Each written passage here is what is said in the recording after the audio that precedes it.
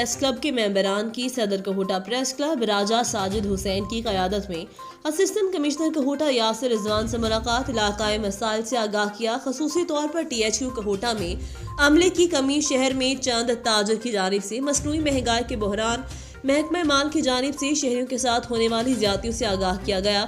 اس موقع پر چیئرمین طارق محمود مرتضیٰ صاحب سے ملاقات کر کے ان سے درخواست کی جائے راولپنڈی سٹی کے طرز کی طرح کہوٹہ میں بھی کچن گارڈن رنگ اسکیم پر کام شروع کیا جائے گا تاکہ کہوٹہ کے شہری بھی اس سے استفادہ حاصل کر سکیں۔ اسسٹنٹ کمشنر یاسر رضوان نے یقین دلایا کہ کہوٹہ ٹی ایچ یو کی بہتری میں میرا اولین فرض ہے۔ اعلیٰ حکام کو ٹی ایچ یو کے مسائل سے آگاہ کر چکا ہوں، مصنوعی مہنگائی کے خلاف بھرپور کارروائی کر رہا ہوں۔